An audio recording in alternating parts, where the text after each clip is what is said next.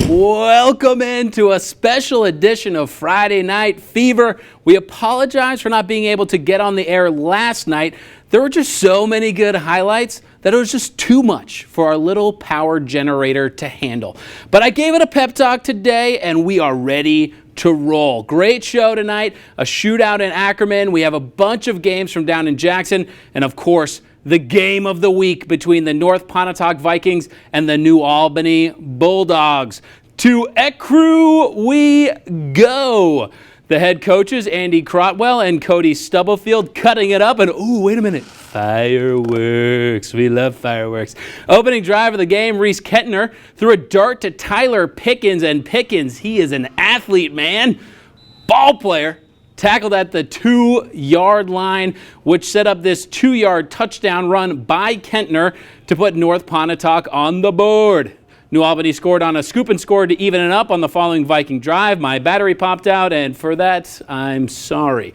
Let's go to the second quarter now. Vikings attempting a field goal to take the lead, blocked by the big man, Milton Regalado.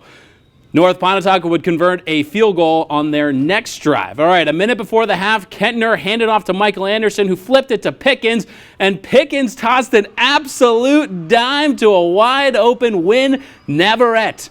74 yards. Oh, you tricky Coach Crotwell, you. Vikings went into the half up 17-7. Weather turned real ugly in the second half, and it's hard to come back in the middle of a monsoon. North Pontotoc picked up the win 24-14. Vikings 2-1 in division. New Albany drops to 0-3. Boonville snapped a 3-game losing streak last week. They hosted Alcorn Central in a district showdown last night. Alcorn Central with the ball, and whoops, not anymore. What a tackle by Tavarius Brown. Football scooped up by Trenton Rocker, and rock the house. Touchdown, Blue Devils. Later, more turnover trouble for Alcorn Central. This time, a botched punt gave Boonville very nice field position to start their next drive. And on the 1-yard line, LJ Schumpert handed off to Gage Harrelson. The senior lineman barreled his way over the goal line for a big man touchdown. Blue Devils roll in this one, 40-6. Potskamp traveled to Baldwin to face a red-hot Bearcat squad. Let's pick things up towards the end of the first quarter. Bearcats leading 14-7.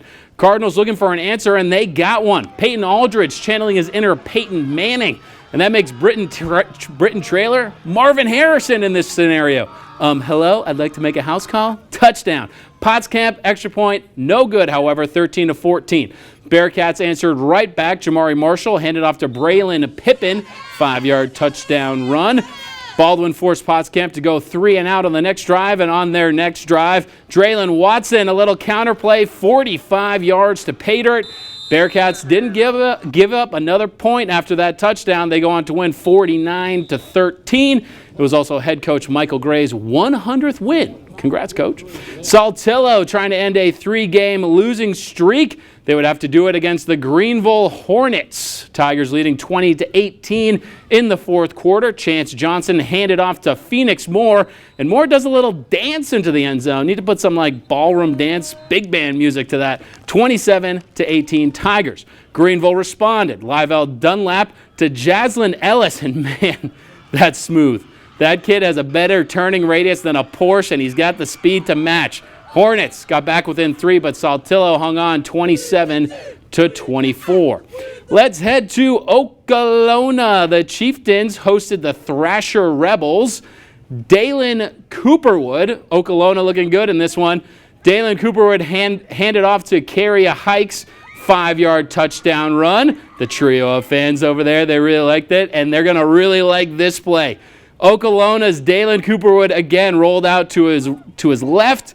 Looking, running, and look at the jukes on this kid. Look at the jukes. What a run. Okolona ran away with it last night. They go on to win 39-0. Caledonia has won every game they've played this season. They hosted Morville. The motto in Caledonia is burn the ships, and I love that. Morville, though, they love to score points. Look at this catch. This was my play of the week. Moused. What a catch by Cody Fisk. in tight coverage all the way for the touchdown. That put Morville up 6-0. But Morville likes to score points. They also can give up points. And they gave up a lot of points in this one. Daniel Werburn flipped that ball out on the option to Darius Triplett, and Darius Triplett broke a tackle, and he gone real fast. He scored 5 touchdowns on the night. 5 touchdowns. Morville back on offense. We got 4 touchdowns in this game, so we're up to 2. This is number 3. Dawson Phillips looking deep. Catch by Luke Carpenter, wide open. Touchdown. Morville up 14-7. But again, Caledonia, they're passing the ball. The old wing T pass. You never see that. And that's why he was wide open. Jeremy Emerson for the touchdown. Caledonia goes on to win big, 61-41. How about some more 1A action? Hamilton hosted West Lowndes. West Lowndes was already up 29-0 over the Lions with 2 minutes left in the half. Hamilton showing some life. What a catch. Werner down the sideline. Touchdown. But West Lowndes, too much to handle for the Lions. 55-13. Let's come back up to Lee County. Shannon hosted Tishomingo County in a district bout. Shannon 2-5 overall, 1-1 in district, and they looked real good last night. Jamarcus Shines called his own number from QB1, touchdown Shannon. A few plays later, Shannon back on offense. Keytravius Shannon, he's from Shannon, last name Shannon, and he threw a 45-yard touchdown pass. He also had a rushing touchdown in this one. Shannon rolls 48-0. We ain't done yet. After the break, we've got a bunch of 6A action coming your way. But first, it is one of the more illustrious awards we bestow upon high schools. It's Band of the Week. Take it away, New Albany.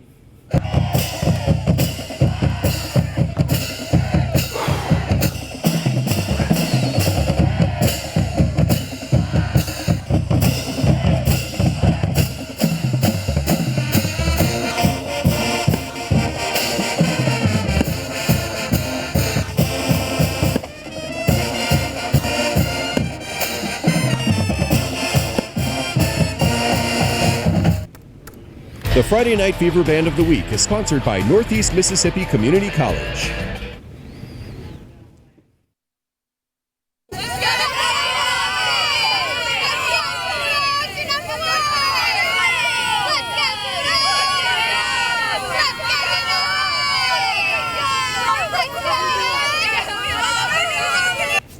The Friday Night Fever Cheer Squad of the Week is sponsored by Magnolia Soap and Bath Company. Congrats to our cheer squad of the week, the New Albany Bulldogs.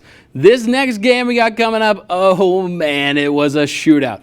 Critical district battle between Eupora and Choctaw County. Let's go to Ackerman. This one was a dandy. Starting things off midway in the second, and I don't know if you can hear it behind my voice, but the cheerleaders were really cheering for a touchdown here. Antonio Kennedy, he is a beast. A beast. Broke it down the sideline. This put Choctaw up 20-13. But it was a shootout, so Eupora came back with an answer, not once but twice. This is the second touchdown for the Eagles. Jay Stevenson just showing off the muscles. Yeah, flex on him, and stared down Rhea behind the camera. That's intense. Eupora was leading 27-20, but then the Chargers, they woke back up. Connor Jewell, that's a dime, folks. Caleb Cunningham, that kid's a freshman. Yes, he's going to be a problem for 4 years in that area of Mississippi. He's real good. Tied at 27. Choctaw wasn't done, though. And here he is again. Connor Jewell to Cunningham. Oh, makes one guy miss, and he's off down the sideline, cutting it back up to the middle. Touchdown. That would prove to be the winning touchdown. Oh, my goodness. He's just a freshman. Someone just slapped 5 stars on him. He's going to be a beast. 33-27. All right, we haven't been to French Camp this year, so let's remedy that. French Camp hosted Vardaman for this 1A matchup. The Panthers came out roaring right away, so the Rams had to find an answer, and they do. All the way to the end zone. Vardaman doesn't have any rosters online. Come on, guys. Sweet potato capital of the world. You got to have rosters online. Number 3 with a nice little touchdown right there. They took the lead, but French Camp, they were awesome in this game. Awesome. Avery Summers dancing through the defense, setting up a touchdown run, or touchdown pass rather, I believe. Macon Bentley on the other end of this little swing pass, and he cuts through the defense and finds the end zone. French Camp, they took the lead on that play, and they kept it. 39-25. Big games downstate in the Jackson area. Clinton hosted Oxford. Clinton looked to hand Oxford its first region loss of the season. Chargers, meanwhile, seemingly jumped to a quick lead with this dump pass to running back Omar Howell, but a holding penalty would lead to a turnover on downs. Hate to see that yellow laundry. Arrowheads capitalized just 2 plays later with this deep connection from Jordan Battie to Robert Perry. Wide open touchdown. Clinton, they shock the Chargers at home. They were only 2-4 in the season, and they get the win. Let's see the final, 23-6. All right, Tupelo needed a win to get back on track against Madison Central down at Madison Central. But this was a tough one for Tupelo. Vic Sutton with a quick handoff to DeAndre Pullen. Doesn't get far, but he did move the chains. Next, Sutton would send one to the skies. Almost picked off. Oh, almost picked off, but a great catch by B.J. Washington down the middle. First down, Madison Central. Then Sutton, a frequent flyer with the passes. He sent this one soaring to Isaiah Spencer. Caught him in stride. Touchdown. That was 7-0 at that point. They did that 5 more times. Madison Central wins big, 35-3. The undefeated Starkville Yellow Jackets took on Murrah on the road. Starkville with the early lead over Murrah. Jordan Mitchell gets the carry, uses a little stiff arm on this play. Oh, yep, see you later. Don't touch me. Don't touch me. First down run there. Later on in the drive, here he is again, seemingly caught up in the backfield. Oh, look at that balance. Look at that balance. Another first down run for big number 6 right there. And then to cap it off, it's the combination that's taking the state by storm.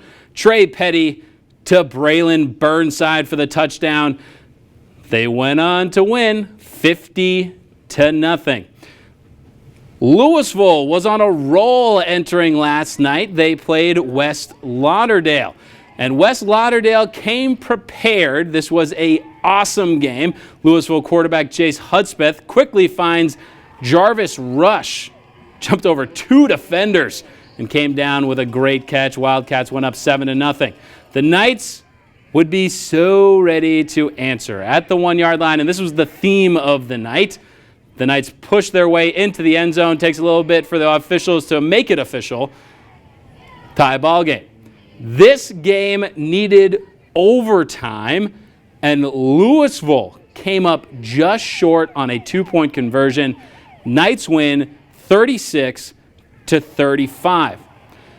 And remember, tomorrow, actually, it's usually tomorrow because we usually do this on Friday, but it's Saturday. Tonight, right after this, voting will open for Giant of the Week. 4 players nominated, 1 shall win.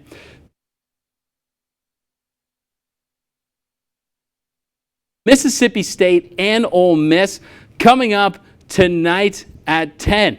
Can Mississippi State upset Alabama? Can Ole Miss go into Tennessee? I didn't realize how bad of a record Ole Miss had in Tennessee, but they have a terrible record. So let's see if Lane Kiffin can get that little revenge game going. We'll have updates coming up tonight at 10 o'clock.